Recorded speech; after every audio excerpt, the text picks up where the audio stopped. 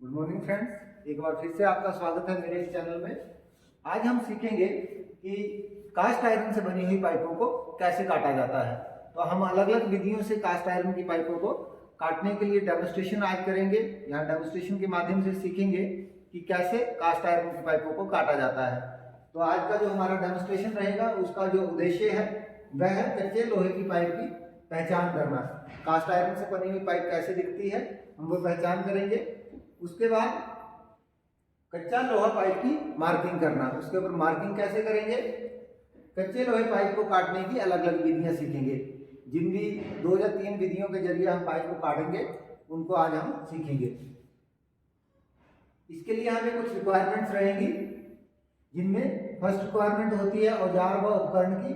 औजार व उपकरण की बात करूं तो हमें चाहिए इस्पात का पैमाना मार्किंग के लिए, स्टील टेप। इन दोनों में से किसी एक चीज का यूज हम करके मार्किंग कर सकते हैं।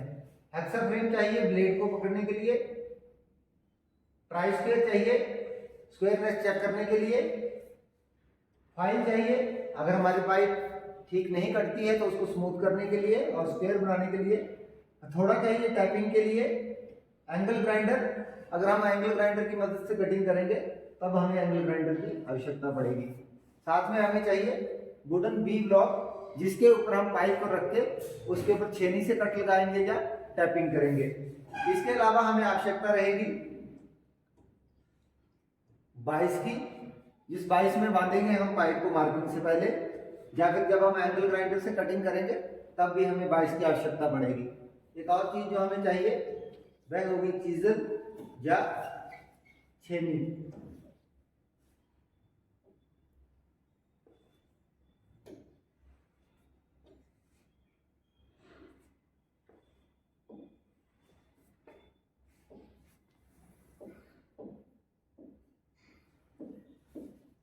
तो ये थे हमारे कुछ औजार जिनकी हमें आवश्यकता पड़ेगी। और सामग्री में बात करूं तो हमें कास्ट आयरन की पाइप चाहिए अलग अलग साइज की, ताकि हम अलग अलग व्यास की पाइपों को काटने का अभ्यास कर सकें। उसके बाद हमें चाहिए मार्किंग मीडिया, जिसका यूज करेंगे हम मार्किंग के लिए।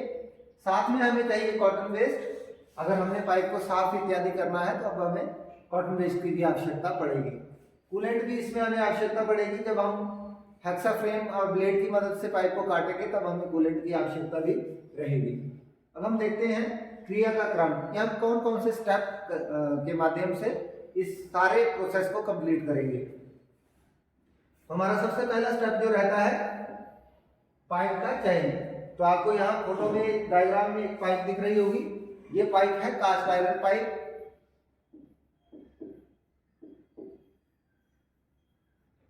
तो ये दिखने में इस तरह की होगी। तो पाइप रैक में से कास्ट आयरन पाइप की पहचान व चयन करें। पाइप को लकड़ी के बी ब्लॉक पर रखें। पाइप को हम लकड़ी के बी ब्लॉक पर रखते हैं ताकि इसके ऊपर बाकी अगले ऑपरेशन जो है वो किए जा सके। नेक्स्ट हमारे पास रहता है मापन व चिन्ह लगाना।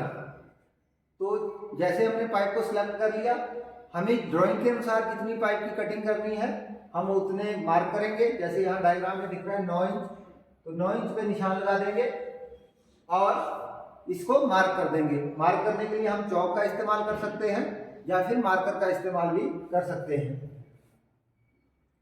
नेक्स्ट है गोलाई में निशान लगाना। जो हमारी पाइप है हमने मार्कर से जब मेजरमेंट की स्टील टेप की मदद से, फॉर एग्जांपल इतनी हमने मेजरमेंट की थी, एक निशान तो हमने लगा दिया, लेकिन हमने लगाना थ्रू आउट हमारी जितनी पाइप है उसके ऊपर गोल निशान, क्योंकि जब हमने कास्ट आयरन पाइप को काटना है तो ये एक कट में नहीं कटती, इसको हमें घुमा घुमा के काटना पड़ता है, जिससे हमारी पाइप पर पूरा गोल निशान लगा होना चाहिए। तो गोल निशान लगाने के लिए हमें चिन्हित किए हुए भाग पर अखबार या चकोर कागज की मदद से गोलाई में निशान लगाएंगे। तो ऐसे अखबार लपेटेंगे और अखबार लपेटने के बाद इस पूरी गोलाई में पाइप पे निशान लगा देंगे। नेक्स्ट जो हमारा स्टेप रहता है कटिंग का। तो अब जैसे इस प्रोसेस में आप देख रहे होंगे हम कटिंग के लिए इस्तेमाल कर रहे हैं छेनी का। तो जो हमारी चीजल है, हमने जो निशान लगाया था पाइप पे, उस निशान पे रख के 4-5 जगह से हम इस छेनी के जरिए कट लगाएंगे पाइप में। तो इस प्रोसेस से ये यहाँ पे बी ब्लॉक होगा आपका, नीचे लकड़ी से बना बी ब्लॉक होगा हैमर की मदद से टैप करते हुए छेनी पे हम यहाँ पे कट लगा देंगे। नेक्स्ट हमारा जो प्रोसेस रहेगा वह होगा हथौड़े से टैप करेंगे। तो पाइप पर 4-5 कट के बाद हथौड़े से टैप करेंगे। जैसे आप देख रहे हैं छेनी से ये हमने निशान लगा दिया है पूरी पाइप पे, लेकिन पाइप पूरी कटी नहीं है। अब हम आराम आराम से हथौड़े से इस पर टैप करेंगे जिससे कि ये यहाँ से टूट जाए। अगर पाइप नहीं टूटती है तो कट लगाने की प्रोसेस को हम दोबारा रिपीट करेंगे और तब तक रिपीट करते रहेंगे जब तक हमारी पाइप टूट ना जाए। जब हमारी पाइप टूटेगी तो ये थोड़ी अनइवन हो सकती है। अनइवन का मतलब है कि इसका जो एंड है वो ऐसा सीधे होने की बजाय थोड़ा ऐसे टेढ़ा मेढ़ा भी हो सकता है। तो उसको स्मूथ करने के लिए हम मदद लेंगे हमारी इस फाइल की। तो फाइल की मदद से हम इस एंड को स्मूथ बना देंगे ताकि जॉइंट लगाने में कोई दिक्कत ना आए। तो यहाँ तक तो था कि कैसे हम छेनी और हथौड़े की मदद से अपनी कास्ट आयरन पाइप को काट सकते हैं।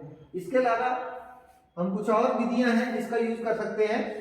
जो हमारे अदर मेथड्स हैं उसमें है हेक्सा ब्लेड से पाइप काटना। तो हेक्सा ब्लेड से पाइप को काटने के लिए हमें ऐसे ब्लेड की आवश्यकता पड़ेगी जो कच्चे लोहे को काटने के लिए ही बना हो। फ्रेम हमारा वही रहेगा जो आम पर्पस के लिए होता है, लेकिन ब्लेड हम वो यूज करेंगे जो कास्ट आयरन के लिए स्पेशल बना है। तो ब्लेड की मदद से जब हम काटेंगे तो पाइप को इस तरह से वाइस में बांध देंगे ताकि कटिंग करना आसान हो जाए। एक और विधि है इलेक्ट्रिक ग्राइंडर द्वारा काटना। तो आप इस डायग्राम में देख रहे होंगे कि कैसे हमारी पाइप जो है वाइस पे बंधी हुई है और इसको हम एंगल ग्राइंडर की मदद से काट रहे हैं। तो ये 3 विधियां आज जो मैंने आपको बताई, इसको अब हम प्रैक्टिकली भी करके देखेंगे। तो जो इसकी प्रैक्टिकल की वीडियो होगी वो इसी के साथ आपको जुड़ी हुई मिल जाएगी, जिसमें हम प्रैक्टिकली देखेंगे कि कैसे छेनी से पाइप को काटा जाता है, कैसे हेक्सा ब्लेड और फ्रेम की मदद से पाइप को काटा जाता है और कैसे एंगल ग्राइंडर की मदद से पाइप को काटा जाता है।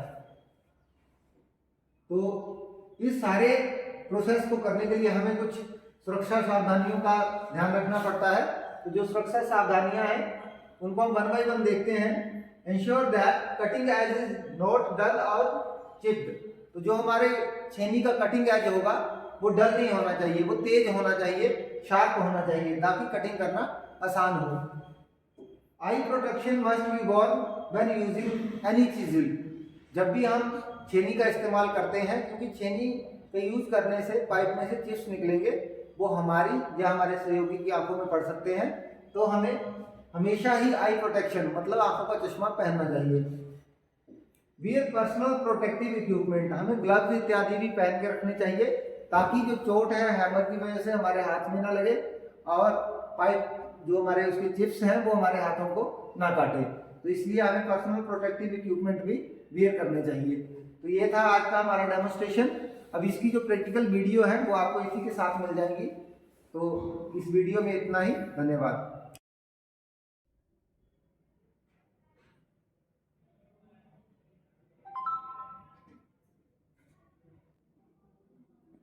नमस्कार।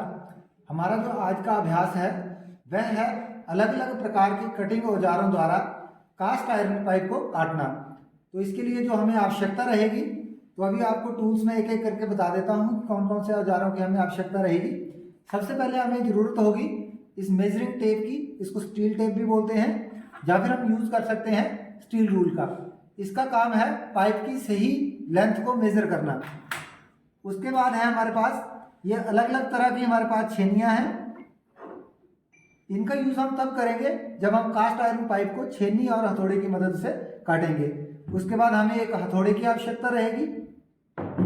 नेक्स्ट हमें ज़रूरत होगी फाइल्स की। अगर हमारा जब हम छेनी से काटेंगे कास्ट आयरन पाइप को तो अनइवन कटती है या उसमें कुछ बर्स रह जाते हैं, तो उसको स्मूथ करने के लिए हमें इन जो रेतियाँ हैं या फाइल्स इसको हम बोलते हैं, इनकी आवश्यकता पड़ेगी। नेक्स्ट हमें आवश्यकता रहेगी हेक्सा फ्रेम की जिसमें ब्लेड लगा हो। इस ब्लेड की मदद से भी हम कास्ट आयरन पाइप को काट सकते हैं। तो इसको भी हम प्रैक्टिकली करके देखेंगे। नेक्स्ट, अगर हम एंगल ग्राइंडर जो बिजली से चलता है उसकी मदद से अगर हम इस पाइप को कास्ट आयरन पाइप को काटेंगे तब हमें इसकी आवश्यकता रहेगी और ये इसका ब्लेड है, इसको हम इसमें सेट करके कास्ट आयरन पाइप को काटेंगे। अगर मैं बात करूं मटेरियल की, तो मटेरियल में हमें आवश्यकता रहेगी मार्कर, जहां हम चौक का इस्तेमाल कर सकते हैं मार्किंग करने के लिए।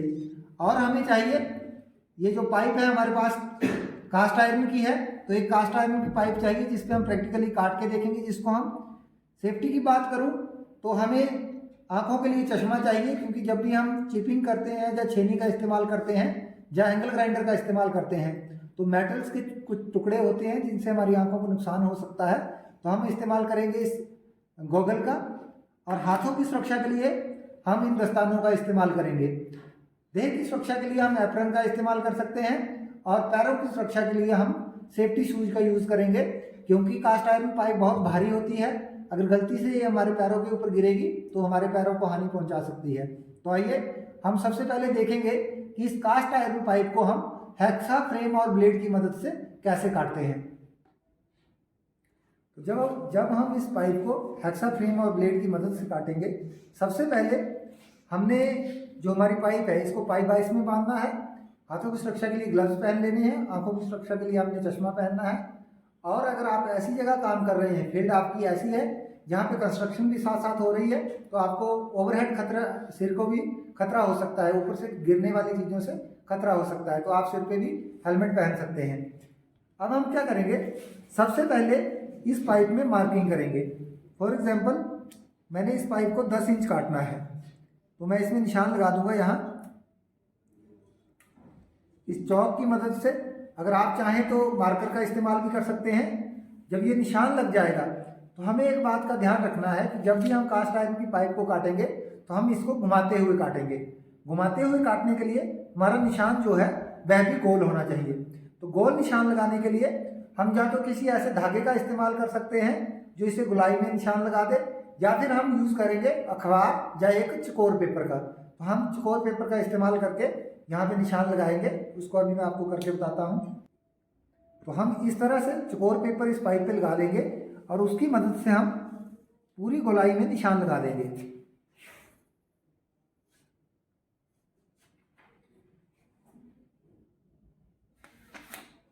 तो इस तरह से आप देख रहे होंगे हमने पाइप में गोल मार्किंग कर दी है। अब हम नेक्स्ट हमारा स्टेप रहता है, हमने इस फ्रेम में ब्लेड को लगा के रखा हुआ है। ध्यान रहे कि ब्लेड के जो दांत हैं वो आगे की तरफ हो। सबसे पहले हमने गाइड कट लगाना है, उसके लिए हम इस अंगूठे का सहारा लेंगे। निशान के पास अंगूठा रख के इस तरह से हम ब्लेड को रखेंगे और आराम से गाइड कट लगाएंगे। जब हमारा गाइड कट लग जाएगा तो नेक्स्ट हमारा जो राइट हैंड है वो हैंडल पे रहेगा और लेफ्ट हैंड फ्रेम पे, और हम इसको आराम आराम से काटते रहेंगे। काटते समय ध्यान रखना कि हम कूलेंट का इस्तेमाल करते रहें, नहीं तो हमारा ब्लेड गर्म हो जाएगा और ये टूट सकता है।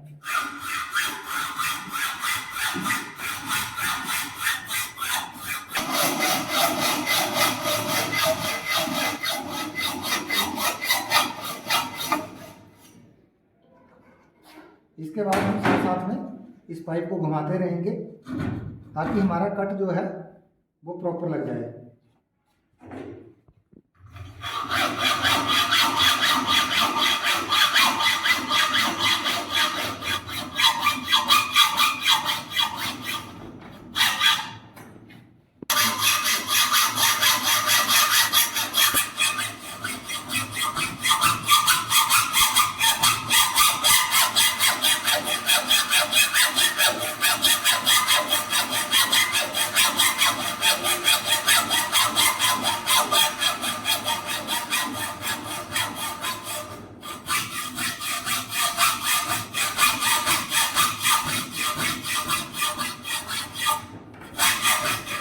थोड़ा रह जाएगा तो हम इसको, जैसे अभी आपने देखा थोड़ा कट रह जाएगा, तो हम जब इसको हाथ से टैप करेंगे तो ये यहाँ से निकल जाएगा। तो इस तरह से हमने जब ये पीस काट लिया तो अब हम देख रहे हैं थोड़ा अनइवन कटा है। तो इसको स्मूथ करने के लिए हम इस तरह से रेती का इस्तेमाल करते हैं। रेती का इस्तेमाल करने से हमारा पीस जो है पूरी तरह स्मूथ हो जाएगा। तो इसको अच्छी तरह से स्मूथ कर ले जॉइंट लगाने से पहले। ये तो था हमारा कास्ट आयरन पाइप को हमने काटा ब्लेड की मदद से। अब हम यूज़ करेंगे एंगल ग्राइंडर का, तो उसका भी आपको मैं यूज़ करके बताता हूँ। हमारी मार्किंग तक की प्रोसीजर सेम है, हम मार्किंग कर लेते हैं और जैसे मैं इसको एंगल ग्राइंडर से काटूंगा तो आपको कटिंग करते हुए बताऊंगा। ध्यान रहे हम एंगल ग्राइंडर से भी काटेंगे तो पाइप को हमने घुमाते हुए ही काटना है। जब हम एंगल ग्राइंडर की मदद से काटेंगे तब जैसे हमने मार्किंग कर ली है, हमने इसमें भी ये ध्यान रखना है कि पाइप को घुमाते हुए ही काटना है। तो अभी मैं आपको काट कर बताता हूँ।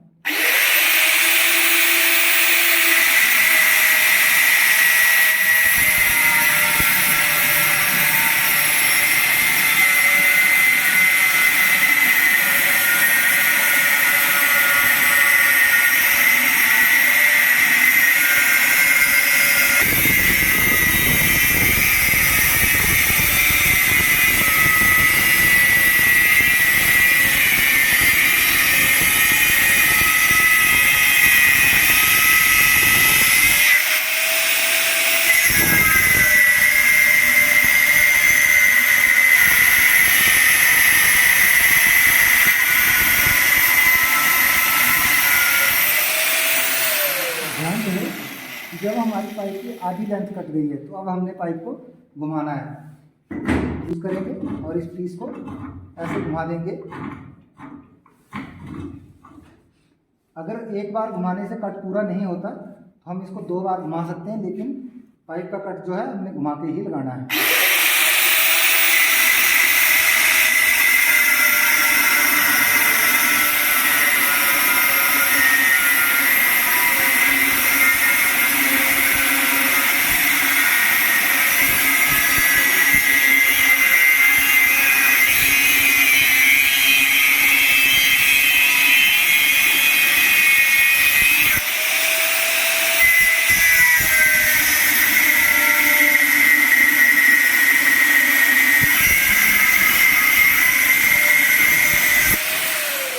एंगल ग्राइंडर को चलाते समय ध्यान रखें कि इस पर एक्स्ट्रा जो प्रेशर ना लगाएं। एक्स्ट्रा प्रेशर लगाने से हमारा ब्लेड टूट सकता है। और ब्लेड का जो एंगल होगा पाइप के साथ बिल्कुल 90 डिग्री पे रखें ताकि हमारे कट का एंगल भी सही आए और ब्लेड ना टूटे। अभी एक बार हम और पाइप को घुमाएंगे। ये हमारा फाइनल कट लग जाएगा अभी।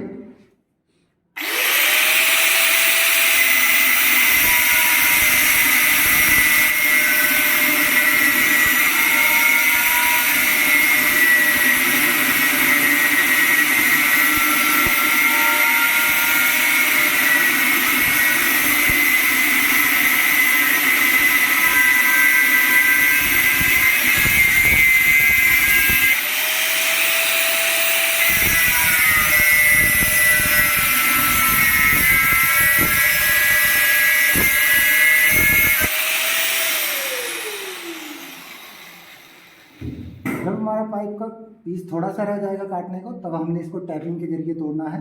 इस तरीके से हल्का हल्का इस पर टैप करें। अभी हमारा कट ज़्यादा है तो इस तरीके से हम टैप करके इसको तोड़ेंगे।